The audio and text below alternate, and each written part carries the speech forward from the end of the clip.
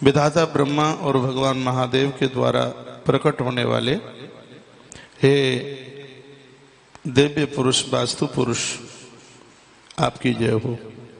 हम सभी जन आपके चरणों में वंदन प्रार्थना करते हैं। आप अनुकूल हैं तो सब ठीक है, यदि आप प्रतिकूल हैं तो व्यक्ति कितना भी वैभव युक्त क्यों ना हो, वह राख में है। बिल्कुल आपके ही द्वारा सब कुछ संभव है। आप नहीं है तो कुछ भी नहीं है। ये दास सब आपको वंदन और प्रणाम करते हैं। प्रभु, हमारा वंदन और प्रणाम है वह आप स्वीकार करें। श्री धाम वृंदावन की इस पवित्र धरती से, तुलसीवन आश्रम के इस दिव्य परिसर से अनवरत आयोजन चल रहा है, जिसका आज 142वां दिन है। और हम इस समय निशा काल में, रात्रिकालीन बेला में, जो 10 बजे से भी ज़्यादा समय हो चुका है, आप सब अपने अपने घर में YouTube चैनल के माध्यम से इस प्रोग्राम का आप रोज आनंद ले रहे हैं। और मुझे विश्वास है इस रात्रि के प्रोग्राम में कई कई छोटी छोटी बातें ये उस बात के लिए हैं। पहले तो मैं आप सबके हृदय में बैठे हुए अपने भगवान को वंदन और प्रणाम करता हूँ। कल एकादशी है और एक रात्रि पूर्व ही मैं कल की शुभकामनाएं आपको आज से प्रेषित करना चाहता हूँ। कल कल्याणी आनंदमयी देव पूजिता, जो आज नारद पुराण के माध्यम से आप सुन रहे थे, जैसे एकादशी की बड़ी महिमा है। आप सबका शुभ हो, भगवान के चरणों में ऐसी प्रार्थना है। आइए मैं आप सबके हृदय में विराजित अपने प्रभु परमात्मा को वंदन प्रणाम करते हुए कुछ चर्चा आपके बीच में कर रहा हूँ। वो ये है कि घर में प्राचीन पुरातन जो भी मकान दुकान बने हैं, उसमें किसी भी प्रकार का दोष ना रहे। आज इस प्रोग्राम का 22वां दिन है। अभी तक तो आप यह सुनते रहे कि भवन कहाँ और कैसे बनाए। कल से आप यह सुन रहे हैं कि पुरानी बिल्डिंग बनी है, पुराने मकान बने हैं, जिन्हें तोड़ना फोड़ना ना पड़े और ऐसी कुछ पूजा हो जाए, अर्चना आराधना हो जाए, उसी के द्वारा वह सब कुछ हो। तो उसी में से एक यह भी है, आपके मंदिर में यदि शंख है तो स्पष्ट ग्रंथ में लिखा है, शंख के द्वारा घर के संपूर्ण प्रकार के वास्तु दोष समाप्त हो जाते हैं। घर में कोई वास्तु दोष नहीं रहता। तो ये चर्चा मैं आपसे करूं। किसी बहन ने पूछा है, महाराज जी हमने दिसंबर में अपने कारोबार का मंगल मुहूर्त किया है, तब से अभी तक काम चालू नहीं हो पाया है, क्या भूमि पूजन द्वारा करने की जरूरत है क्या? भूमि पूजन तो द्वारा करने की जरूरत नहीं है, लेकिन जब भी आप यहाँ काम आरंभ करते हैं तो मुहूर्त निकला करके तभी इसको आरंभ करें। आरंभ करने में मंगलवार और रविवार ना हो, इतना ध्यान रखना। भूमि सोती है मंगलवार के दिन, उसको निषेध बताया। मंगलवार को तो भूमि खोदी भी नहीं जाती, उसका आप मुहूर्त जरूर निकलवा लीजिए। दूसरा प्रश्न किया है, क्या घर में समी वृक्ष लगा सकते हैं क्या? मैं पूर्व में भी बोला हूँ, समी है, बेल है, ये वृक्ष जो हैं ये पूजा चाहते हैं, वंदन चाहते हैं। और यदि वहाँ पर किसी भी प्रकार की गंदगी ना हो, अपवित्रता ना हो, तो ये वृक्ष बहुत ज़्यादा शुभ होते हैं, बहुत ज़्यादा फलदायी है, बहुत ज़्यादा श्रेष्ठ है। बस मकान से इतना थोड़ा दूर लगे रहे, ये मैं पूर्व में बोला हूँ। इन वृक्षों की छाया बिल्डिंग के ऊपर ना पड़े, ये मैं पूर्व में बोला हूँ। और एक तीसरा प्रश्न और है, अभी मैं आके 2-3 मिनट आपके प्रश्न ही तो पढ़ता हूँ, उसके बाद मैं बोलना शुरू करता हूँ। और आप अपने ये प्रश्न शुरू में भेज दिया करें, क्योंकि मैं 5 मिनट पहले यहाँ आके बैठ जाता हूँ तो आपके प्रश्न पढ़ता हूँ। तो किन्हीं ने यह भी मुझे पूछा है कि महाराज जी प्लॉट तो खरीद लिया है, लेकिन कैसे भी पैसे की ऐसी व्यवस्था नहीं बन पा रही है, प्लॉट को आरंभ कर दें, मकान भवन को बनाना शुरू कर दें। तो ये मैंने पूर्व में इसी 21 दिन के प्रोग्राम में, इस वास्तु विज्ञान में ही मैंने एक दिन निवेदन किया है। शुक्रवार के दिन उसी प्लॉट्स पर आप भगवान महादेव का अभिषेक कर दीजिएगा। अनार का रस है दूध में मिला करके आप, गन्ने का रस है उसमें आप मिला करके उस स्थान पर जहां आप अपना मकान या दुकान बनवाना चाहते हैं, शुक्रवार के दिन आप यह कर सकते हैं। कुछ ही समय तक कर लीजिए, कमाल हो जाएगा, बढ़िया हो जाएगा। चालू है भैया, यूट्यूब एक बार देख लीजिए, कट ना जाए। आइए आज की चर्चा यह है कि जो बिल्डिंग बन गई है, जो मकान बन गया है, थोड़ा फोड़ी ना करना पड़े, कोई ऐसा उपाय है? हाँ, ऐसा उपाय है। घर में तुलसी पूजन है, घर में पूजा में घंटी है, पूजा में कपूर है, रोली है, मौली है, सुपारी है, दीप जो 2 दिन से आप सुन रहे थे, सुबह शाम आप दिया जलाते हैं, दीप जलाते हैं। यह वास्तु दोष का नाश करती हैं चीजें, वास्तु दोष को ये समाप्त करती हैं। उन्हीं में से एक है जिसका नाम है शंख। ऋग्वेद में शंख की बहुत बड़ी महिमा है।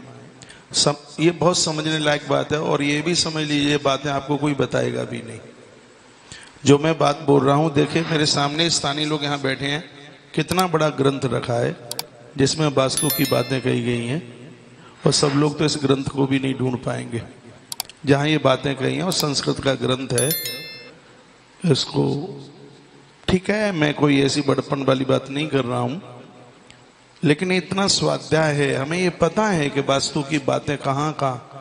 ऋग्वेद में वास्तु की बहुत बातें, इतनी बातें हैं कि व्यक्ति भटक नहीं पाएगा। अग्नि पुराण में है, नारद पुराण में है, स्कंद पुराण में है, मत्स्य पुराण तो पूरा भरा पड़ा है वास्तु से। उसमें तो मत्स्य पुराण में तो यहाँ तक लिखा हुआ है कि सीढ़ी कितनी ऊंची होनी चाहिए, कितनी चौड़ी होनी चाहिए। दरवाजे की हाइट इतनी है तो चौड़ाई उसकी कितनी होनी चाहिए।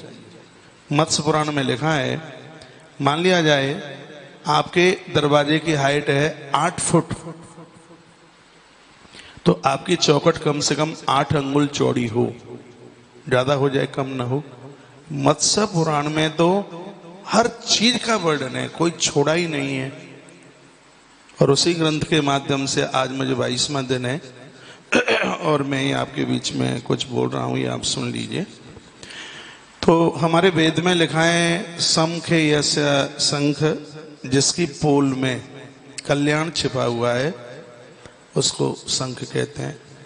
शंख की ध्वनि जहां जहां तक पहुंचती है वहां भूत प्रेत अलाय बलाय ये सब चीजें टिक नहीं सकती। घर में किसी भी प्रकार का दोष नहीं रुकता। जिन घरों में शंख ध्वनि होती है, शंख में जल भर करके भगवान के ऊपर उसको घुमाया जाता है। ये घर के तमाम नहीं, संपूर्ण घर के दोषों को समाप्त कर देता है। ये शंख की महिमा है। तो कुछ श्लोक बोलकर मैं व्याख्यान कर देता हूँ। कल एकादशी है, भोर में मुझे बहुत जल्दी जगना है, तो यूँ तो रोज ही जगता हूँ, कम काम ज़्यादा है। कल रोज मुझे 11 बज जाते हैं आपके बीच में, तो मैं उतना टाइम नहीं दे पाऊँगा, फिर भी मैं टाइम दूंगा। कल हमारे यहाँ बहुत बड़ा प्रोग्राम है गोदान का, बहुत भक्त जन आ रहे हैं, तो उनका जो भी वो अद्भुत प्रोग्राम है तो उसकी भी व्यवस्थाएं हैं। बस ये तो ये नहीं है कि मुंह से बोल दिया, अनाउंस कर दिया, सब व्यवस्थाएं होती हैं, देखना पड़ता है। खुद एक बार देख लो तो ज़्यादा संतुष्टि हो जाती है। तो इसलिए भी मैं उतना टाइम, रोज तो 11 बजे जाते हैं रोज। आइए मैं कुछ चर्चा कर रहा हूँ शंख के बारे में। कुछ लिख सकें तो लिख लीजिए, रिकॉर्ड कर लीजिए, आपके काम आएंगी बातें। लिखा है, दर्शनेनैव शंखस्य किं पुनः स्पर्शने कृते विलयं यान्ति पापानि इम बदभास्करोदये। इस भूमि में यदि कभी कोई आत्महत्या करके मौत को प्राप्त हो गया हो, इस भूमि में कभी किसी को सर्प के दंशन से मौत हो गई हो, बिजली के करंट से, दीवालों को गिरने से, नदी का पानी बढ़ के आया हो और इस जगह पर कोई डूब के खत्म हो गया हो, आंधी हवा बयार तूफान में पेड़ ऊपर गिरने से इस जमीन पर कोई खत्म हो गया हो, किसी हिंसक पशु ने अपने सींग की नोक से इस प्लॉट में जहां ये मकान बनाए, भवन बनाए, किसी हिंसक पशु ने भी यदि उसको खत्म कर दिया हो, या कहीं किसी व्यक्ति ने किसी आदमी को मार के और इस जगह पर गाड़ दिया हो, तो ऐसी तमाम चीजों से धरती में दोष आ जाता है। ग्रंथ में लिखा है तमाम तरह का दोष तैयार हो जाता है। लेकिन यहां इस ग्रंथ में लिखा है कि दर्शनैनैव शंखस्य किं पुनः स्पर्शने कृते विलयं यान्ति पापानि हिमवद भास्करोदये। लिखा है कि इतने अपराध हैं जमीन में, लेकिन जब आपकी पूजा में ये शंख है, उस शंख का नित्य दर्शन करते ही विलयम यान्ति, यानी पाप वहां से भाग जाते हैं। और क्या, पापानी हिमवद भास्करोदये। लिखा है जैसे भगवान सूर्य के उदित होने पर अंधियारी रात का पता नहीं लगता, उसी प्रकार से में से जिन घरों में शंख है वास्तु दोषों का ऐसे ही पता नहीं लगता, वो सब समाप्त हो जाते हैं। ये इतने अभी मैंने एक मृत्यु के कारण बताए हुए इस ग्रंथ में है। इस तरीके से कोई मृत्यु हुई इस जगह पर, तो शंख की ये महिमा, ये विशेषता है कि उस मृत्यु दोष को शंख उस जगह पर रहने नहीं देता।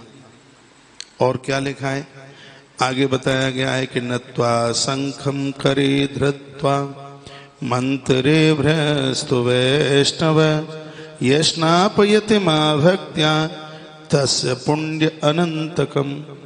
जो इस शंख में जल भरकर दूध भरकर भगवान को स्नान कराते हैं तो अनंत पुण्य प्राप्त होता है। और जिस घर में जब पुण्य बढ़ता है तो उस स्थान पर कोई दोष नहीं रहता, अलाय बलाय अंदर टिक नहीं सकती। पुण्य क्षीण हो जाते हैं तभी तो पाप हावी हो जाते हैं।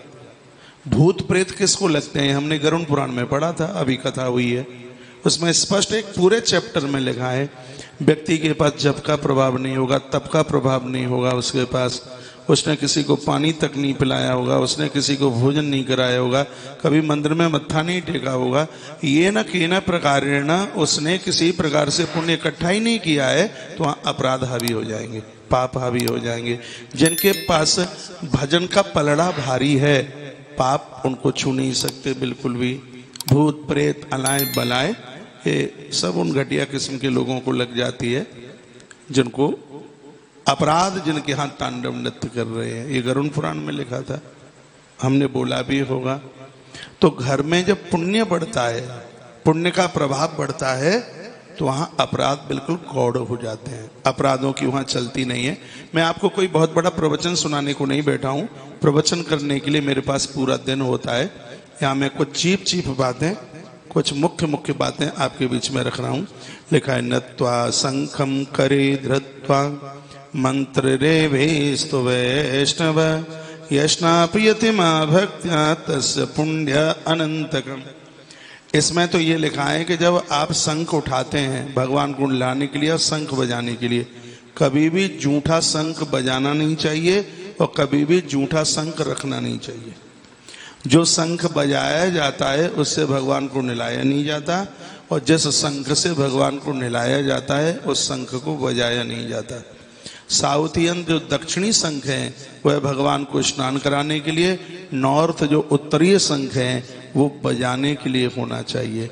शंख के द्वारा उस घर परिवार को लिखा है इसमें पुण्य अनंतकम, घर के दोष समाप्त होते हैं और उस परिवार को अनंत पुण्य मिलते हैं। सुवासितेन तैलेन कुर्यादं व्यंजनम ततः। हफ्ते में रोज आप गुलाब जल से शंख को धोइए, गुलाब जल के पानी में उसको डुबाइएगा, इसमें हल्का हाथों में घृत लगा करके उसके ऊपर लेपन कीजिएगा। तिल का तेल भी इसमें लगा सकते हैं, चमेली का तेल भी लगा सकते हैं, इस पर इत्र भी लगा सकते हैं। कस्तूर्याम चंदनेनम कुर्याद्विहित नादिकम। शंख के ऊपर कस्तूरी, चंदन, रोली, चावल लगाने से उस घर में वास्तु दोष समाप्त होता है। एक बार ये बात मैं पुनः रिपीट कर रहा हूं। सुवासी तेन तैलेन कुर्यादहम मंजनम तथा कस्तूरिया चंदने नैव। हम लोग रोजाना पूजा में शंख को चंदन लगाते हैं, तिलक लगाते हैं, फूल रखते हैं, चावल रखते हैं। बताया जाता है कि इससे उस जमीन का जितना भी दोष है वो पूरा का पूरा समाप्त हो जाता है। मुझे तो नहीं पता था, खैर मैं तो पूजा के हिसाब से लगाता था, लेकिन अब ये मुझे ये पता लग रहा है कि शंख की पूजा करने से वास्तु दोष समाप्त होता है, घर के दोष समाप्त होते हैं। इसलिए शंख में जल भर करके और उसके ऊपर इतनी चीजें रोज लगाइए। कस्तूरी हो तो ठीक है, नहीं आप चंदन लगाइए, रोली लगाइए और उसके ऊपर चावल लगाइए। सुगंध वास्ते तो यही स्नाप्य मंत्र इतई सुवई। मंत्र आते हैं तो मंत्र पढ़िए, गुरु मंत्र के द्वारा हाथ में उस शंख को लीजिएगा और उसमें आप सबसे पहले जल डालें भगवान के ऊपर और उसके बाद में उसमें गैया का कच्चा दूध। ये मैंने पूर्व में भी बोला है, कभी भी पका हुआ दूध देवताओं पर नहीं चढ़ाया जाता, वहाँ अपराध हो जाता है। जानकारी ना हो तो ये जानकारी लेनी चाहिए। तो लिखा है सुगंध वास्तस तो यही, तो ये कहते हैं संस्कृत का शब्द है जल। आप कितनी भी चीजें भगवान की पूजा में ले आना, लेकिन यदि जल प्रयोग में नहीं लिया है तो पूजा पूरी नहीं होती। शंख जो आप रखते हैं उस शंख में 24 घंटे जल भरना पड़ता है, तो उसका प्रभाव अपने आप में और ज्यादा होता है। शंख भगवान के मंदिर में आप रखते हैं तो जो नुकीली उसकी जो ऐसी लंबी सी है वो देवताओं की तरफ होती है, और जो पीछे का जो ऐसा है वो हमारी छाती की तरफ होती है। कभी कभी लोगों को पता नहीं होता है, पीछे का हिस्सा आगे कर देते हैं और आगे का हिस्सा इधर कर देते हैं। एक प्रश्न प्राय बहुत ज्यादा चलता है जिसमें पूछा जाता है क्या माताएं भी शंख बजा सकती हैं? ये बहुत जरूरी है इस प्रश्न का समाधान करना, और मैं ग्रंथ के अनुकूलता में जिस बात को कहा गया है और मैं उसको वही आपको निवेदन करूंगा। गर्भ में संतान है, भूल करके भी देवियां शंख ना बजाएं, गर्भ स्खलित हो जाएगा, गर्भ में संतान की मृत्यु भी हो सकती है। गर्भाकालीन में नारी शंख बजाती है तो पूरी की पूरी आंखें खिंचकर उस समय ऊपर आती है। स्त्री को कोमल कहा गया है, और जब शंख की ध्वनि होती है तो नाभि से लेकर के माथे तक की शक्ति उसको बजाने में लगती है। कभी भी अनुभव करके देख लीजिएगा, हर व्यक्ति शंख नहीं बजा सकता, हर स्त्री शंख नहीं बजा सकती। ये शंख इतना कठिन है, उसमें बहुत शक्ति लगती है। उस समय गर्भाकालीन बेला में ऋतु काल के पहले दिन से लेकर के 16 दिन तक नारी शंख नहीं बजा सकती। और वैसे तो ग्रंथ में लिखा है जब कोई स्त्री साध्वी बन गई है, संत महापुरुष, घर गृहस्थी से अब उसका कोई लेना देना नहीं है, उस समय वो शंख ध्वनि करती है। धरती पर कोई बहुत बड़ा कष्ट आता है, कोई दिक्कत आती है, दुर्योधन जैसे अत्याचारियों का हमला होता है, तब शिविर में खड़ी होकर के माता द्रौपदी शंख ध्वनि करती है। उस समय नारी तो दुर्गा है और माँ दुर्गा के एक हाथ में शंख है। आप ये मत सोचिए कि हमें शंख बजाने से रोका है तो ये हमारी नारी वर्ग का बहुत बड़ा अपमान है। अपमान नहीं है, इसमें आपका बहुत बड़ा सम्मान है। क्यों? आज के प्रोग्राम में आप ये सुनेंगे कि शंख में कौन कौन से देवताओं का वास है। अपवित्रता में, अपावनता में, स्वच्छता नहीं है, और उस समय शंख को छुआ जाता है, बजाया जाता है। अग्नि पुराण में लिखा है यदि बीड़ी, सिगरेट, गुटखा, तंबाकू खाने वाले शराबी लोगों ने शंख बजाया उनका चौपट हो जाएगा। अग्नि पुराण में लिखा है। पिछले साल हम दिल्ली में ये चर्चा कर रहे थे। शंख बजाने के लिए तो मुख की बड़ी शुद्धता होनी चाहिए, व्यक्ति भोगी ना हो, व्यक्ति व्यसनी ना हो। ये शंख की इतनी बड़ी महिमा है कि घर के संपूर्ण दोषों को समाप्त कर देता है। वेद में, ऋग्वेद में लिखा है वहां संपूर्ण देवताओं का वास होता है जहाँ शंख है। शंख के बिना आरती पूरी नहीं होती, शंख के बिना सत्यनारायण भगवान की कथा पूरी नहीं होती। ये शंख की महिमा है। देवता जब अवतार धरती पर लेते हैं 33 कोट सह देवता अंबर में खड़े होकर के शंख ध्वनि करते हैं। इसलिए तो इन सब चीजों को मान मर्यादा में रखना चाहिए। हाँ, यदि कोई नारी संसारीय संसर्ग से बहुत दूर है, भजन में है, आराधना में है, अब वो बच्चों को भी जन्म नहीं दे रही है, अब उसके बच्चे भी बड़े हो गए हैं, तब नारी शंख बजाती है। नहीं तो ध्यान रखा जाए, एक बार पुनः बात को रिपीट कर रहा हूं, गर्भ में भले ही बच्चा 5 दिन का क्यों नहीं है, यदि उसने शंख बजाया है, शंख बजाती है, तो शंख बजाने में इतनी शक्ति लगती है कि 5 दिन का भी गर्भ उस उदर में, ये जरूरी नहीं है वह स्थापित हो पाएगा। और नारी के गर्भ में बच्चे को जान में मौत को होना, अनजान में तो फिर वो अपराध का कारण हो जाता है। इसलिए हमारे ग्रंथों ने कहा कि नारी हर स्थिति परिस्थिति में शंख नहीं बजा सकती। कभी कभी है कोई, तब उदर में संतान न हो, ऋतुकाल का समय न हो और संसारिक कर्मों से वो निवृत्त हो गई है, अब वो बच्चों को जन्म नहीं दे रही है, उसकी उम्र 60 को भी ऊपर पार कर गई है, वो साक्षात देवी भगवती का रूप है, उस समय वह शंख बजाती है, बजा सकती है। ये अब मैं आगे बढ़ रहा हूं, सुनिए। बात आ रही होगी थोड़ी बहुत समझ में आ रही है। तो आज का ये टॉपिक है कि शंख के द्वारा घर का वास्तु दोष कैसे समाप्त होता है। आगे की बात कही गई है कि वस्त्राहरावरणी दिव्यैरलंकृत्य यथा विधि। जहां आप शंख रखते हैं, पहले एक प्लेट लीजिए, उसके ऊपर कपड़ा रखिए और कपड़े के ऊपर शंख रखिए। कुछ चीजें ऐसी हैं वो जमीन में नहीं रखी जाती, उनमें से एक शंख भी है। पहले एक प्लेट, उसके ऊपर एक कपड़ा और उसके ऊपर फिर शंख। शंख का अंदर का जो भाग है जिसमें पानी भरा जाता है, वो नीचे नहीं रखा जाता, वो ऊपर रखा जाता है। कछुआ कच्छप के स्टैंड पर भी आप रखें तो भी उसके नीचे एक वस्त्र रखिए, उसके ऊपर आप शंख रखिए। वस्त्रैराभरणैः दिव्यैर्लंकृत्य यथा विधि पुष्पैः संपूजिते पीठम तत्र देवम निधाय च। उस घर में संपूर्ण देवता रहते हैं। वस्त्रालंकार गंधादीन पेयक श्रद्धया मम नैवेद्यम विविधम दद्यात् पायसा पूप मिश्रितम। पुए का भोग लगता है शंख का, जिसको आप गुलगुला बोलते हैं। और ये बात आपने सुनी नहीं होगी अभी तक, शंख का भी भोग लगता है। हाँ, शंख का भोग पुए का लगता है, जो गिरिराज जी का भोग लगता है। वो गुलगुले जानते हैं आप, छोटे छोटे होते हैं, पुआ गुलगुले का भोग लगता है शंख का। और कब लगता है? रोज लगाएं, बहुत बढ़िया है, नहीं तो द्वादशी और पूर्णमासी को, इसी ग्रंथ में लिखा है 2 दिन शंख का भोग आप द्वादशी और पूर्णमासी शंख का ये गुलगुले का भोग लगाइएगा। लिखा है इस विधि के साथ नैवेद्यम विविधम दद्यात्।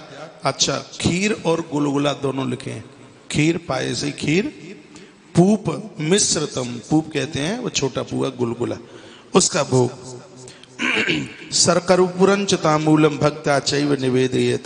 जो भक्ति भाव से इस शंख को इस तरीके से जिन्होंने भैया भोग लगाया है, वह शंख आपके घर में हर प्रकार के वास्तु दोष को समाप्त कर देगा। क्षीर स्नान प्रकुर्वन्ति ये नरा मूर्धन्यनी सता अश्वमेधस्य पुण्य बिंदुना बिंदुना स्मृता। जो लोग शंख में गैया का कच्चा दूध भर के भगवान को स्नान कराते हैं, ऐसे लोगों को 100 अश्वमेध यज्ञ करने का पुण्य प्राप्त होता है। जहाँ शंख में दूध भर के भगवान को स्नान करा के 100 अश्वमेध यज्ञ का पुण्य प्राप्त हो रहा हो, अब आप बताइए उस घर में वास्तु दोष टिक सकता है? मुझे नहीं लगता कि वहाँ वास्तु दोष टिक सकता हो। ये पूरा देश मेरी बात को सुन रहा होगा। और यहाँ से मैं आधी रात के समय बैठकर हाथ में माइक लेकर इस देश को आगाह कर रहा हूँ। मैं निवेदन कर रहा हूँ, बचिए इन पीर पैगंबरों से, सनातनी बनिए। हमारे पास तो ऐसी ऐसी चीजें हैं, एक बार स्वीकार कर लोगे, मृत्यु लोक में रहते हुए आप स्वर्ग में होंगे, आप बैकुंठ में होंगे। पता नहीं लोग इन चीजों को क्यों नहीं बताते। आप जन्मपत्रियां ले लेकर के भाग रहे हैं, मुझे बड़ा कष्ट होता है। आपको समाधान नहीं मिलता, आपसे पैसे ले लिए जाते हैं। समाधान कौन बताएगा? कोई वास्तु शास्त्री बताएगा तो मैं ऐसे बैठा कर? मुझे नहीं लगता आपको ये सब चीज बताए। ये श्लोक मेरे हृदय को छू रहा है। ये क्या कहता है? क्षीर स्नान प्रकुर्वन्ति ये नराम मूर्धनि सता अश्वमेधस्य पुण्यम बिंदुना बिंदु स्मृतम। ग्रंथाकार कहता है कि गैया का कच्चा दूध शंख में भरकर आप देवताओं को नहला रहे हैं, भगवान को नहला रहे हैं, उसका परिणाम है कि आपको 100 अश्वमेध यज्ञ करने का पुण्य प्राप्त हो रहा है। और जहां 100 अश्वमेध यज्ञ करने का पुण्य प्राप्त हो रहा है तो क्या उस जगह पर कोई वास्तु दोष रहेगा? कभी भी नहीं रह सकता। देश का ऐसा कोई घर ना रहे जिस घर में बजाने वाला शंख और भगवान को नहलाने वाला शंख ना मिले। दक्षिणी शंख से भगवान को स्नान कराइए। रोज नहीं करा सकते हो तो द्वादशी पूर्णिमा को जरूर कराइए आप। ये दोनों तिथियां देवताओं की अद्भुत तिथियां। इस ग्रंथ में लिखा है द्वादशी पूर्णमासी। मैं तो वही कहूंगा जिसका प्रमाण है, अभी मैं बोलता हूं आगे। तो क्षीर 10 गुणाम दद्वा घृते नैव दशोत्तरमम, यहाँ कुछ पंचामृत की बात कही गई है जो आप दूध से स्नान कराते हैं। पानी के बजाय दूध 10 गुना, दूध के बजाय दही 100 गुना, दही के बाद घी 1000 गुना, घी के बाद मधु 10,000 गुना लिखा है। उसके बाद में आप कपूर, गंध और चंदन ये मिला करके 1,00,000 गुना फल प्राप्त होता है। इन सब चीजों की इतनी बड़ी महिमा है। दूध, दही, घी, शहद, चीनी खाइए मत, कम लीजिए, मिश्री खाइए, गुड़ खाइए, उसको पूजा में लीजिएगा। इन सब चीजों का असर। फिर कहा गया, देखो जो मैं बात बोल रहा था वो श्लोक बोल रहा हूं, ये श्लोक यहाँ लिखा हुआ है।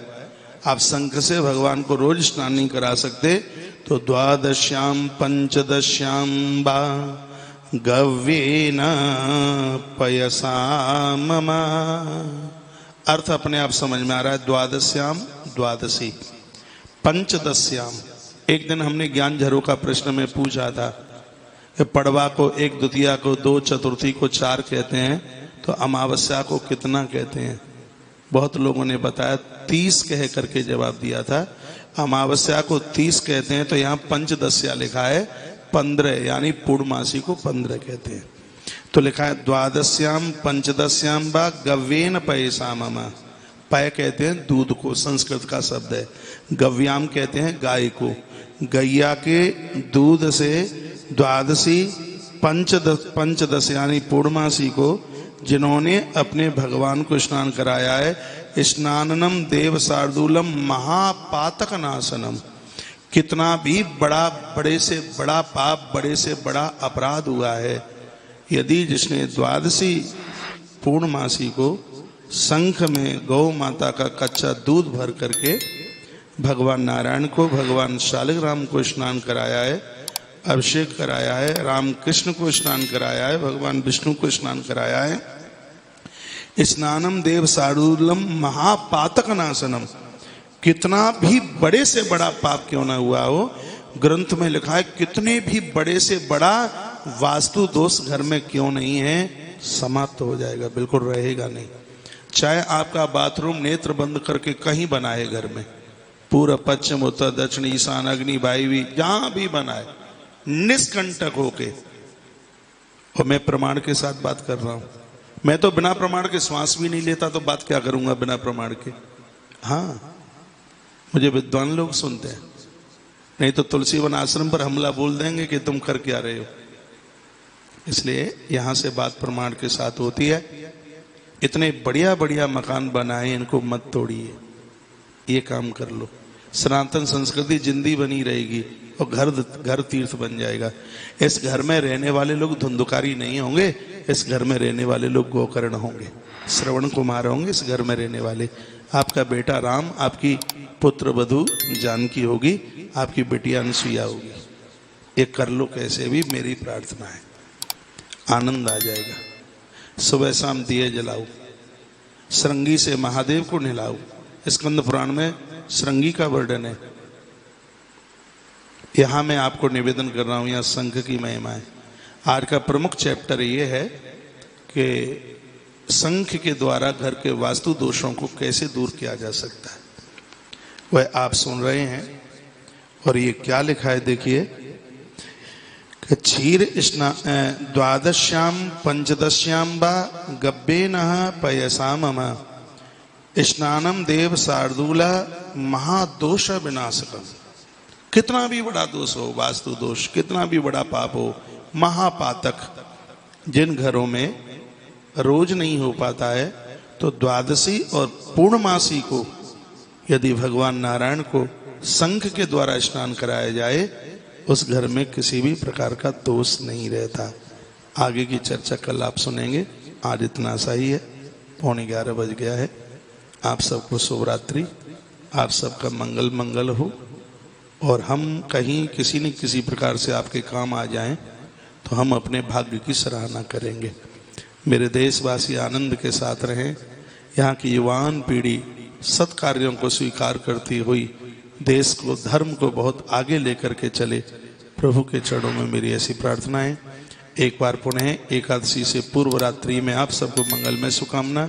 कल लाख कामों को छोड़कर कल नारद पुराण की कथा जरूर सुनना, क्योंकि कल एकादशी को नारद पुराण में एकादशी की कथा चल रही है, और ऐसी कथाएं सो जीवन में सुनी और नहीं होगी।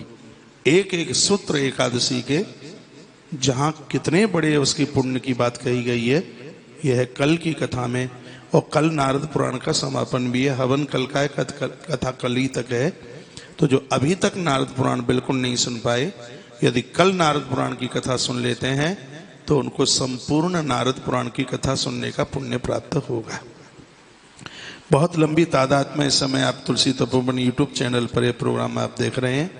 आज की बातें यदि अच्छी लगी हैं तो आपने 6000 से ज़्यादा लोगों ने आज का प्रोग्राम लाइव चार्ट में आप देखे हैं, तो मुझे लग रहा है कि प्रोग्राम क्या 1100 ही लोगों को अच्छा लगा है। या तो आप इसको लाइक नहीं कर पाए हैं तो प्रोग्राम को लाइक जरूर कीजिएगा। और आपको यह लगता है कि यह प्रोग्राम उन घरों के दोष को समाप्त करे जो लोग बेचारे परेशान हैं, इधर उधर घूम रहे हैं, तो इस वीडियो को आपके व्हाट्सएप नंबर पर जितने भी नंबर हैं उनमें एक बार भेजिए।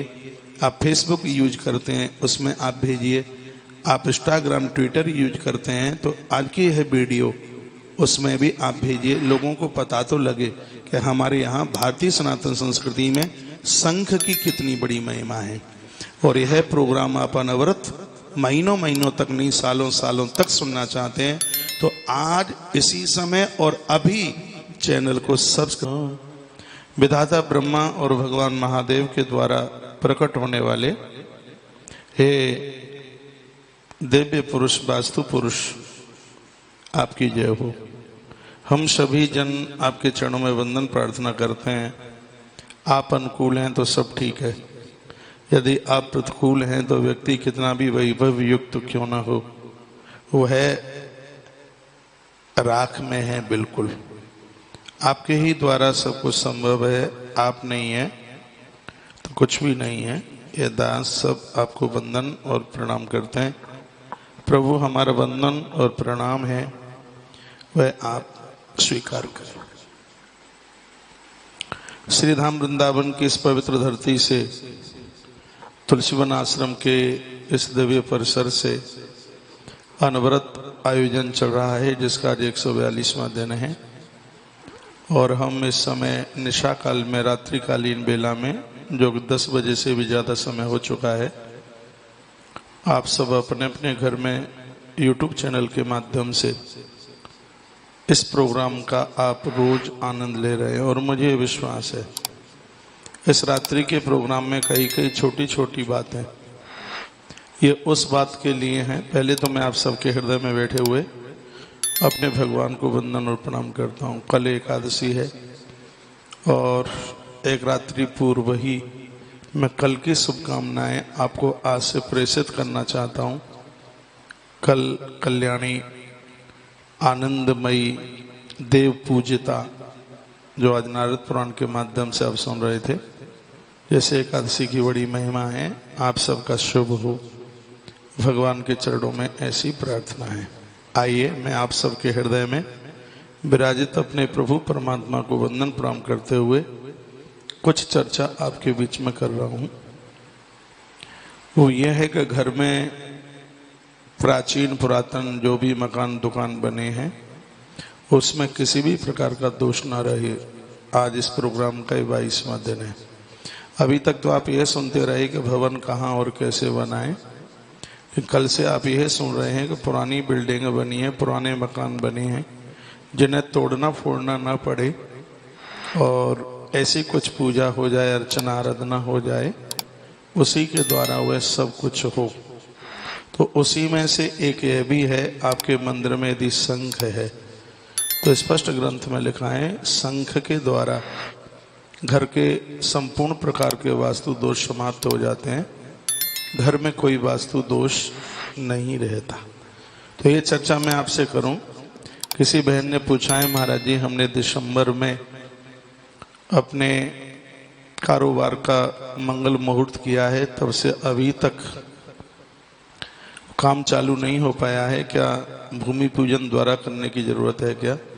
भूमि पूजन तो द्वारा करने की जरूरत नहीं है, लेकिन जब भी आप यहाँ काम आरंभ करते हैं तो मुहूर्त निकला करके तभी इसको आरंभ करें। आरंभ करने में मंगलवार और रविवार ना हो, इतना ध्यान रखना। भूमि सोती है मंगलवार के दिन, उसको निषेध बताया। मंगलवार को तो भूमि खोदी भी नहीं जाती, उसका आप मुहूर्त जरूर निकलवा लीजिए। दूसरा प्रश्न किया है क्या घर में समी वृक्ष लगा सकते हैं क्या? मैं पूर्व में भी बोला हूँ, समी है, बेल है, ये वृक्ष जो हैं ये पूजा चाहते हैं, वंदन चाहते हैं, और यदि वहाँ पर किसी भी प्रकार की गंदगी ना हो, अपवित्रता ना हो, तो ये वृक्ष बहुत ज़्यादा शुभ होते हैं, बहुत ज़्यादा फलदायी है, बहुत ज़्यादा श्रेष्ठ है। बस मकान से इतना थोड़ा दूर लगे रहे, ये मैं पूर्व में बोला हूँ। इन वृक्षों की छाया बिल्डिंग के ऊपर ना पड़े, ये मैं पूर्व में बोला हूँ। और एक तीसरा प्रश्न और है, अभी मैं आके 2-3 मिनट आपके प्रश्न ही तो पढ़ता हूँ, उसके बाद मैं बोलना शुरू करता हूँ, और आप अपने ये प्रश्न शुरू में भेज दिया करें, क्योंकि मैं 5 मिनट पहले यहाँ आके बैठ जाता हूँ तो आपके प्रश्न पढ़ता हूँ। तो किन्हीं ने ये भी मुझे पूछा है कि महाराज जी प्लॉट तो खरीद लिया है, लेकिन कैसे भी पैसे की ऐसी व्यवस्था नहीं बन पा रही है, प्लॉट को आरंभ कर दें, मकान भवन को बनाना शुरू कर दें। तो ये मैंने पूर्व में इसी 21 दिन के प्रोग्राम में, इस वास्तु विज्ञान में ही मैंने एक दिन निवेदन किया है, शुक्रवार के दिन उसी प्लॉट्स पर आप भगवान महादेव का अभिषेक कर दीजिएगा। अनार का रस है, दूध में मिला करके आप, गन्ने का रस है, उसमें आप मिला करके उस स्थान पर जहां आप अपना मकान या दुकान बनवाना चाहते हैं, शुक्रवार के दिन आप यह कर सकते हैं। कुछ ही समय तक कर लीजिए, कमाल हो जाएगा, बढ़िया हो जाएगा। चालू है भैया, यूट्यूब एक बार देख लीजिए, कट ना जाए। आइए आज की चर्चा यह है कि जो बिल्डिंग बन गई है, जो मकान बन गया है, थोड़ा फोड़ी ना करना पड़े, कोई ऐसा उपाय है? हाँ, ऐसा उपाय है। घर में तुलसी पूजन है, घर में पूजा में घंटी है, पूजा में कपूर है, रोली है, मौली है, सुपारी है, दीप जो 2 दिन से आप सुन रहे थे, सुबह शाम आप दिया जलाते हैं, दीप जलाते हैं, यह वास्तु दोष का नाश करती हैं चीजें, वास्तु दोष को ये समाप्त करती हैं। उन्हीं में से एक है जिसका नाम है शंख। ऋग्वेद में शंख की बहुत बड़ी महिमा है। ये बहुत समझने लायक बात है, और ये भी समझ लीजिए बातें आपको कोई बताएगा भी नहीं। जो मैं बात बोल रहा हूँ, देखिए मेरे सामने स्थानीय लोग यहाँ बैठे हैं, कितना बड़ा ग्रंथ रखा है जिसमें वास्तु की बातें कही गई हैं, और सब लोग तो इस ग्रंथ को भी नहीं ढूंढ पाएंगे जहाँ ये बातें कही हैं। और संस्कृत का ग्रंथ है, इसको ठीक है, मैं कोई ऐसी बड़पन वाली बात नहीं कर रहा हूँ, लेकिन इतना स्वाध्याय है, हमें ये पता है कि वास्तु की बातें कहाँ कहाँ। ऋग्वेद में वास्तु की बहुत बातें, इतनी बातें हैं कि व्यक्ति भटक नहीं पाएगा। अग्नि पुराण में है, नारद पुराण में है, स्कंद पुराण में है, मत्स्य पुराण तो पूरा भरा पड़ा है वास्तु से। उसमें तो मत्स्य पुराण में तो यहाँ तक लिखा हुआ है कि सीढ़ी कितनी ऊंची होनी चाहिए, कितनी चौड़ी होनी चाहिए, दरवाजे की हाइट इतनी है तो चौड़ाई उसकी कितनी होनी चाहिए। मत्स्य पुराण में लिखा है, मान लिया जाए आपके दरवाजे की हाइट है 8 फुट, तो आपकी चौखट कम से कम 8 अंगुल चौड़ी हो, ज्यादा हो जाए कम ना हो। मत्स्य पुराण में तो हर चीज का वर्णन है, कोई छोड़ा ही नहीं है। और उसी ग्रंथ के माध्यम से आज मुझे 22वां दिन है और मैं ही आपके बीच में कुछ बोल रहा हूं, ये आप सुन लीजिए। तो हमारे वेद में लिखा है शंख यस्य शंख, जिसकी पोल में कल्याण छिपा हुआ है उसको शंख कहते हैं। शंख की ध्वनि जहां जहां तक पहुंचती है वहां भूत प्रेत अलाय बलाय ये सब चीजें टिक नहीं सकती। घर में किसी भी प्रकार का दोष नहीं रुकता जिन घरों में शंख ध्वनि होती है। शंख में जल भर करके भगवान के ऊपर उसको घुमाया जाता है। ये घर के तमाम नहीं, संपूर्ण घर के दोषों को समाप्त कर देता है। ये शंख की महिमा है। तो कुछ श्लोक बोलकर मैं व्याख्यान कर देता हूँ। कल एकादशी है, भोर में मुझे बहुत जल्दी जगना है, तो यूं तो रोज ही जगता हूँ, कम काम ज्यादा है। कल रोज मुझे 11 बज जाते हैं आपके बीच में, तो मैं उतना टाइम नहीं दे पाऊंगा, फिर भी मैं टाइम दूंगा। कल हमारे यहाँ बहुत बड़ा प्रोग्राम है गोदान का, बहुत भक्त जन आ रहे हैं, तो उनका जो भी वो अद्भुत प्रोग्राम है तो उसकी भी व्यवस्थाएं हैं। बस ये तो ये नहीं है कि मुंह से बोल दिया, अनाउंस कर दिया, सब व्यवस्थाएं होती हैं, देखना पड़ता है। खुद एक बार देख लो तो ज़्यादा संतुष्टि हो जाती है। तो इसलिए भी मैं उतना टाइम, रोज तो 11 बजे जाते हैं रोज। आइए मैं कुछ चर्चा कर रहा हूँ शंख के बारे में। कुछ लिख सकें तो लिख लीजिए, रिकॉर्ड कर लीजिए, आपके काम आएंगी बातें। लिखा है दर्शनेनैव शंखस्य किं पुनः स्पर्शने कृते विलयं यान्ति पापानि इमवद भास्करोदये।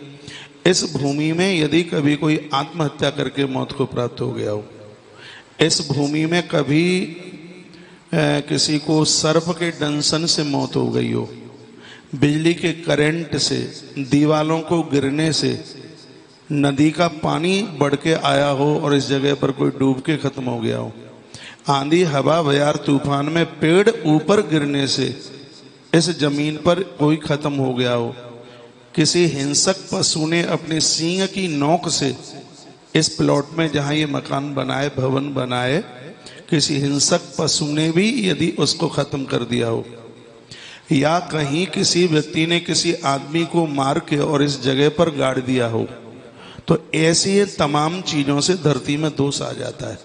ग्रंथ में लिखा है तमाम तरह का दोष तैयार हो जाता है। लेकिन यहाँ इस ग्रंथ में लिखा है कि दर्शनैनैव शंखस्य किं पुनः स्पर्शने कृते विलयं यान्ति पापानि हिमवद भास्करोदये। लिखा है कि इतने अपराध हैं जमीन में, लेकिन जब आपकी पूजा में ये शंख है, उस शंख का नित्य दर्शन करते ही विलयम यान्ति, यानी पाप वहां से भाग जाते हैं। और क्या पापानी हिमवद भास्करोदये।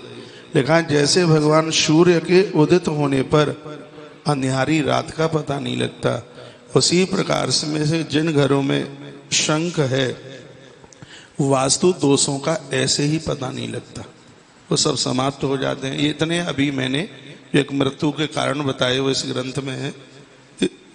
इस तरीके से कोई मृत्यु हुई इस जगह पर, तो शंख की ये महिमा, ये विशेषता है कि उस मृत्यु दोष को शंख उस जगह पर रहने नहीं देता। और क्या लिखा है आगे बताया गया है कि नत्वा शंखम करे धृत्वा मंत्रे भ्रस्तु वैष्णव यस्नापयति मां भक्त्या तस्य पुण्य अनंतकम।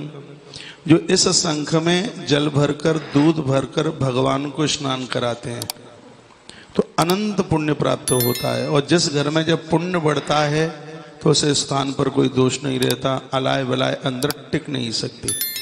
पुण्य क्षीण हो जाते हैं तभी तो पाप हावी हो जाते हैं।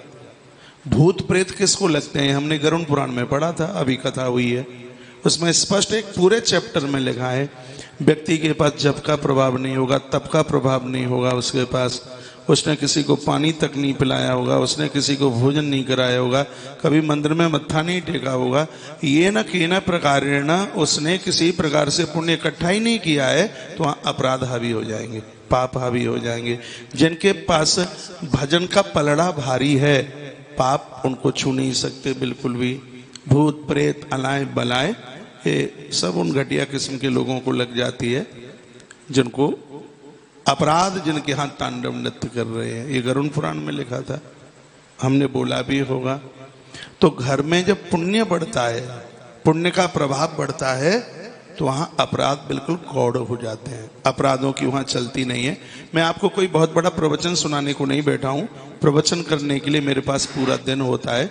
यहाँ मैं कुछ चीप बातें, कुछ मुख्य बातें आपके बीच में रख रहा हूं। लिखा है, नत्वा शंखम करे धृत्वा मंत्र रेभेस्तु वैष्णव यश्नापयति मां भक्त्या तस्य पुण्य अनंतकम।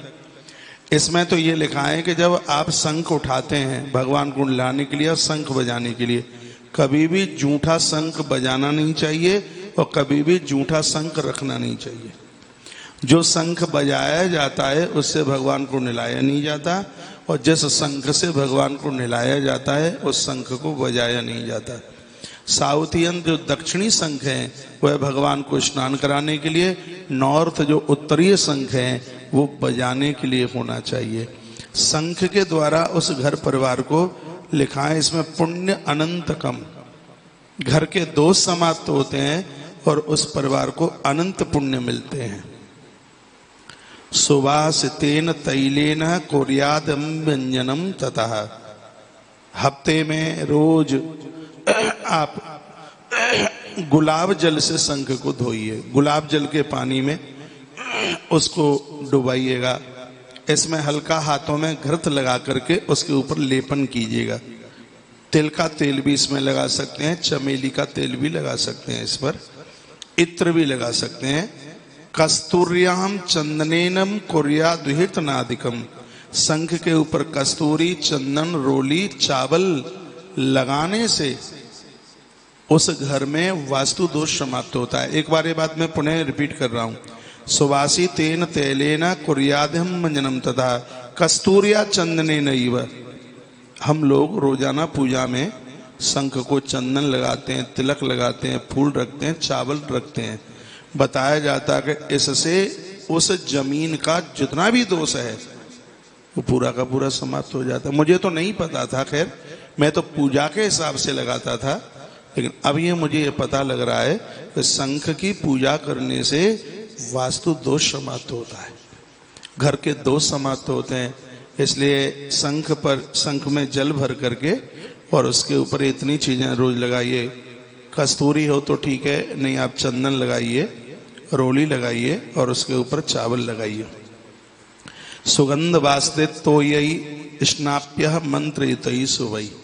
मंत्र आते हैं तो मंत्र पढ़िए, गुरु मंत्र के द्वारा हाथ में उस शंख को लीजिएगा और उसमें आप सबसे पहले जल डालें भगवान के ऊपर और उसके बाद में उसमें गैया का कच्चा दूध। ये मैंने पूर्व में भी बोला है, कभी भी पका हुआ दूध देवताओं पर नहीं चढ़ाया जाता, वहाँ अपराध हो जाता है।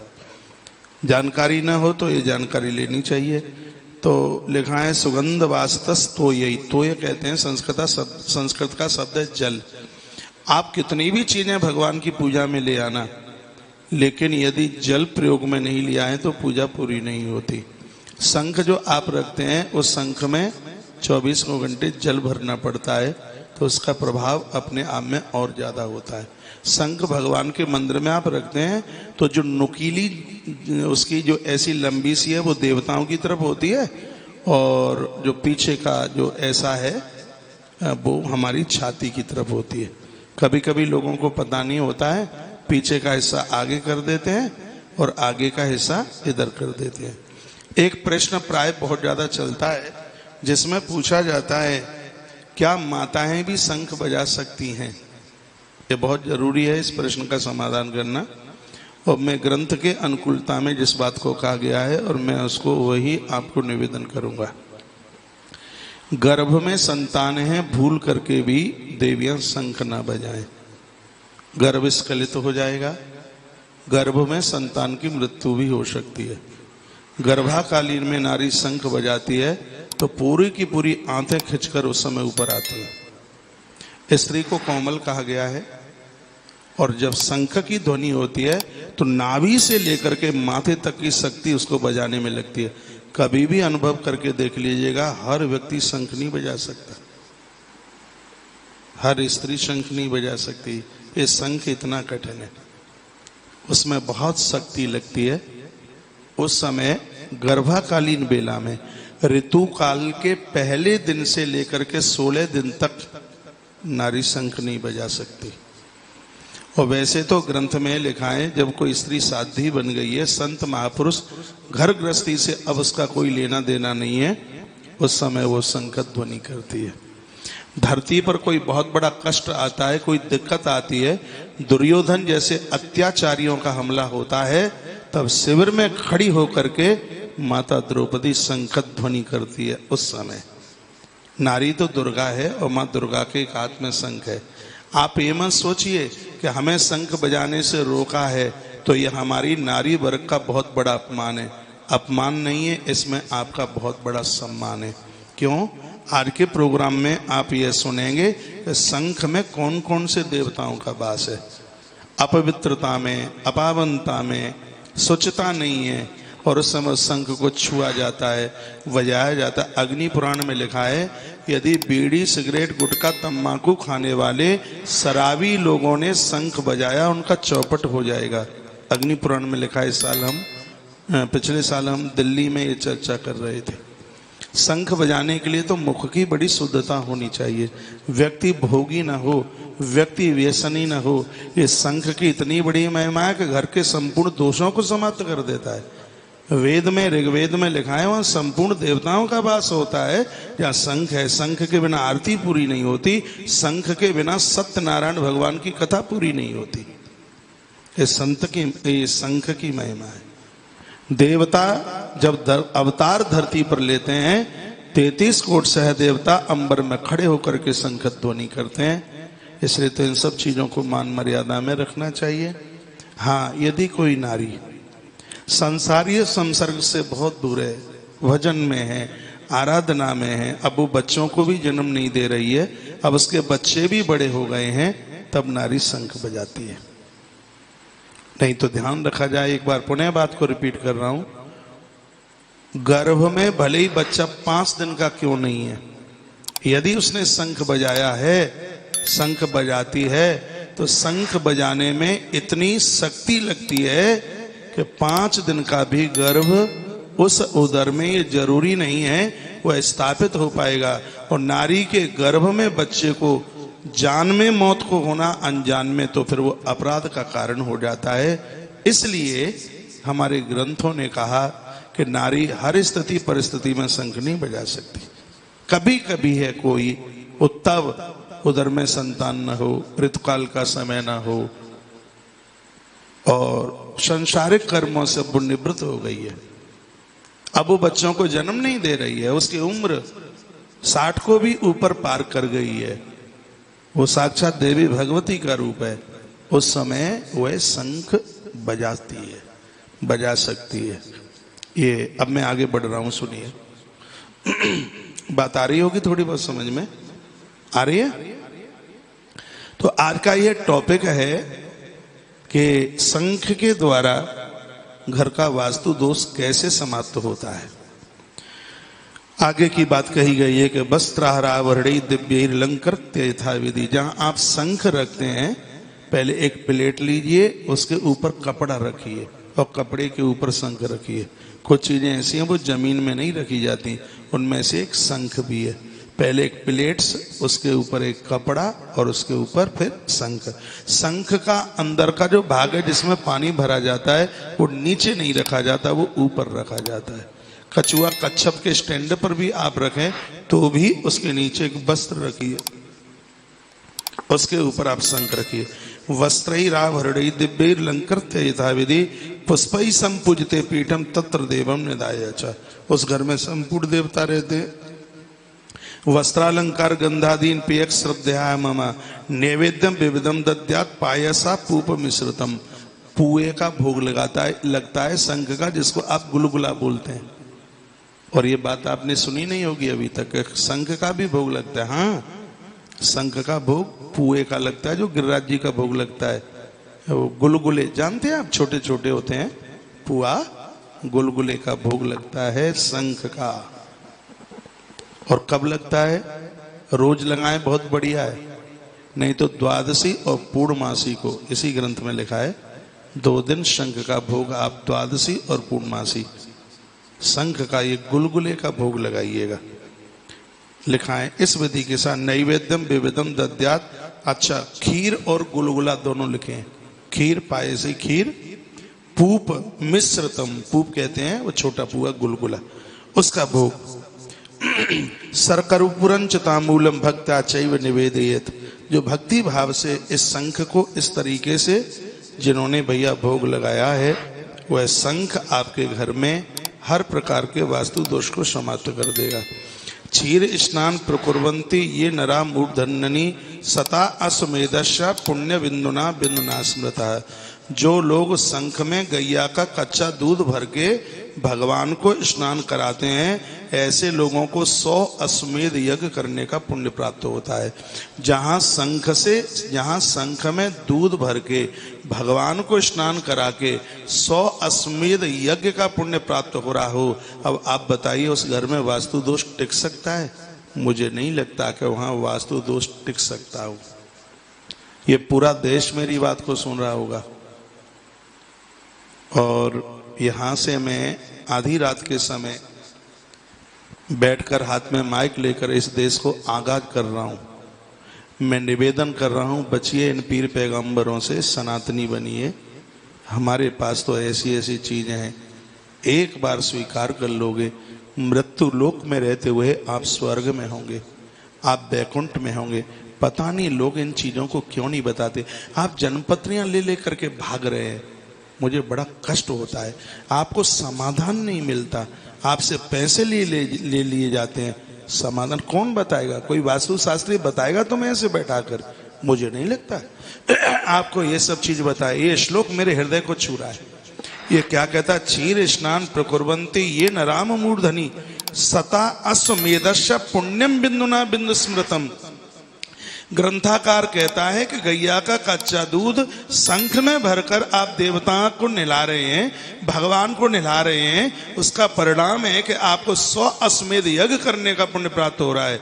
और जहाँ 100 अश्वमेध यज्ञ करने का पुण्य प्राप्त हो रहा है, तो क्या उस जगह पर कोई वास्तु दोष रहेगा? कभी भी नहीं रह सकता। देश का ऐसा कोई घर ना रहे जिस घर में बजाने वाला शंख और भगवान को नहलाने वाला शंख ना मिले। दक्षिणी शंख से भगवान को स्नान कराइए।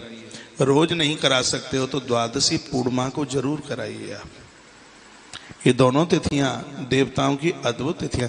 इस ग्रंथ में लिखा है द्वादशी पूर्णमासी, मैं तो वही कहूंगा जिसका प्रमाण है। अभी मैं बोलता हूं आगे। तो क्षीर 10 गुणाम दद्वा घटे नैव दशोत्तरमम। यहाँ कुछ पंचामृत की बात कही गई है, जो आप दूध से स्नान कराते हैं। पानी के बजाय दूध 10 गुना, दूध के बजाय दही 100 गुना, दही के बाद घी 1000 गुना, घी के बाद मधु 10,000 गुना लिखा है। उसके बाद में आप कपूर, गंध और चंदन ये मिलाकर के 1,00,000 गुना फल प्राप्त होता है। इन सब चीजों की इतनी बड़ी महिमा है। दूध, दही, घी, शहद, चीनी खाइए मत, कम लीजिए। मिश्री खाइए, गुड़ खाइए, उसको पूजा में लीजिएगा। इन सब चीजों का असर। फिर कहा गया, देखो जो मैं बात बोल रहा था वो श्लोक बोल रहा हूं। ये श्लोक यहाँ लिखा हुआ है, आप शंख से भगवान को रोज स्नान नहीं करा सकते तो द्वादश्याम पंचदश्याम बा गव्येन पयसा ममा। अर्थ अपने आप समझ में आ रहा है। द्वादश्याम द्वादशी, पंचदश्याम। एक दिन हमने ज्ञान झरो का प्रश्न में पूछा था कि पड़वा को 1 द्वितीया को 2, चतुर्थी को 4 कहते हैं, तो अमावस्या को कितना कहते हैं? बहुत लोगों ने बताया 30 कह करके जवाब दिया था। अमावस्या को 30 कहते हैं, तो यहाँ पंचदश्या लिखा है। 15 यानी पूर्णमासी को 15 कहते हैं। तो लिखा है द्वादश्याम पंचदश्याम बा गव्येन पयसामम। पय कहते हैं दूध को, संस्कृत का शब्द है। गव्याम कहते हैं गाय को। गैया के दूध से द्वादशी पंचदश यानी पूर्णमासी को जिन्होंने अपने भगवान को स्नान कराया है, स्नाननम देव शार्दूलम महापातक नाशनम। कितना भी बड़े से बड़ा पाप, बड़े से बड़ा अपराध हुआ है, यदि जिसने द्वादशी पूर्णमासी को शंख में गौ माता का कच्चा दूध भर करके भगवान नारायण को, भगवान शालिग्राम को स्नान कराया है, अभिषेक कराया है, राम कृष्ण को स्नान कराया है, भगवान विष्णु को स्नान कराया है, स्नानम देव शार्दूलम महापातक नाशनम। कितना भी बड़े से बड़ा पाप क्यों ना हुआ हो, ग्रंथ में लिखा है कितने भी बड़े से बड़ा वास्तु दोष घर में क्यों नहीं है, समाप्त हो जाएगा, बिल्कुल रहेगा नहीं। चाहे आपका बाथरूम नेत्र बंद करके कहीं बनाए घर में, पूर्व पश्चिम उत्तर दक्षिण ईशान अग्नि वायवी जहां भी बनाए, निष्कंटक होके। और मैं प्रमाण के साथ बात कर रहा हूं, मैं तो बिना प्रमाण के श्वास भी नहीं लेता, तो बात क्या करूंगा बिना प्रमाण के। हाँ, मुझे विद्वान लोग सुनते हैं, नहीं तो तुलसी वन आश्रम पर हमला बोल देंगे कि तुम कर क्या रहे हो। इसलिए यहां से बात प्रमाण के साथ होती है। इतने बढ़िया बढ़िया मकान बनाए, इनको मत तोड़िए, ये काम कर लो। सनातन संस्कृति जिंदी बनी रहेगी और घर तीर्थ बन जाएगा। इस घर में रहने वाले लोग धुंधुकारी नहीं होंगे, इस घर में रहने वाले लोग गोकर्ण होंगे, श्रवण कुमार होंगे इस घर में रहने वाले। आपका बेटा राम, आपकी पुत्र वधु जानकी होगी, आपकी बेटिया अनुसुईया होगी। ये कर लो कैसे भी, मेरी प्रार्थना है, आनंद आ जाएगा। सुबह शाम दिए जलाओ, श्रृंगी से महादेव को नहलाओ। स्कंद पुराण में श्रृंगी का वर्णन है। यहां मैं आपको निवेदन कर रहा हूं, यहां शंख की महिमा है। आज का प्रमुख चैप्टर ये है कि शंख के द्वारा घर के वास्तु दोषों को कैसे दूर किया जा सकता है, वह आप सुन रहे हैं। और ये क्या लिखा है देखिए, क्षीर द्वादश्याम पंचदश्याम बा गब्बेन पयसामम स्नानम देव शार्दूला महादोष विनाशकम। कितना भी बड़ा दोष हो, वास्तु दोष, कितना भी बड़ा पाप हो, महापातक, जिन घरों में रोज नहीं हो पाता है, तो द्वादशी और पूर्णमासी को यदि भगवान नारायण को शंख के द्वारा स्नान कराया जाए, उस घर में किसी भी प्रकार का दोष नहीं रहता। आगे की चर्चा कल आप सुनेंगे। आज इतना सा ही है, 11:15 बज गया है। आप सबको शुभ रात्रि, आप सबका मंगल मंगल हो। और हम कहीं किसी न किसी प्रकार से आपके काम आ जाएं तो हम अपने भाग्य की सराहना करेंगे। मेरे देशवासी आनंद के साथ रहें। यहाँ की युवान पीढ़ी सत्कार्यों को स्वीकार करती हुई देश को, धर्म को बहुत आगे लेकर के चले। प्रभु के चरणों में मेरी ऐसी प्रार्थना है। एक बार पुनः एकादशी से पूर्व रात्रि में आप सबको मंगलमय शुभकामना। कल लाख कामों को छोड़कर कल नारद पुराण की कथा जरूर सुनना, क्योंकि कल एकादशी को नारद पुराण में एकादशी की कथा चल रही है। और ऐसी कथाएं जीवन में सुनी और नहीं होगी। एक एक सूत्र एकादशी के, जहां कितने बड़े उसकी पुण्य की बात कही गई है, यह है कल की कथा में। और कल नारद पुराण का समापन भी है, हवन कल का है, कथा कल ही तक है। तो जो अभी तक नारद पुराण बिल्कुल नहीं सुन पाए, यदि कल नारद पुराण की कथा सुन लेते हैं तो उनको संपूर्ण नारद पुराण की कथा सुनने का पुण्य प्राप्त होगा। बहुत लंबी तादाद में इस समय आप तुलसी तपोवन यूट्यूब चैनल पर यह प्रोग्राम आप देख रहे हैं। आज की बातें यदि अच्छी लगी हैं तो आपने 6000 से ज़्यादा लोगों ने आज का प्रोग्राम लाइव चार्ट में आप देखे हैं, तो मुझे लग रहा है कि प्रोग्राम क्या 1100 ही लोगों को अच्छा लगा है। या तो आप इसको लाइक नहीं कर पाए हैं, तो प्रोग्राम को लाइक जरूर कीजिएगा। और आपको यह लगता है कि यह प्रोग्राम उन घरों के दोष को समाप्त करे जो लोग बेचारे परेशान हैं, इधर उधर घूम रहे हैं, तो इस वीडियो को आपके व्हाट्सएप नंबर पर जितने भी नंबर हैं उनमें एक बार भेजिए। आप फेसबुक यूज करते हैं उसमें आप भेजिए, आप इंस्टाग्राम ट्विटर यूज करते हैं तो आज की यह वीडियो उसमें भी आप भेजिए, लोगों को पता तो लगे कि हमारे यहाँ भारतीय सनातन संस्कृति में संघ की कितनी बड़ी महिमा है। और यह प्रोग्राम आप अनवरत महीनों महीनों तक नहीं, सालों सालों तक सुनना चाहते हैं तो आज इसी समय और अभी चैनल को सब्सक्राइब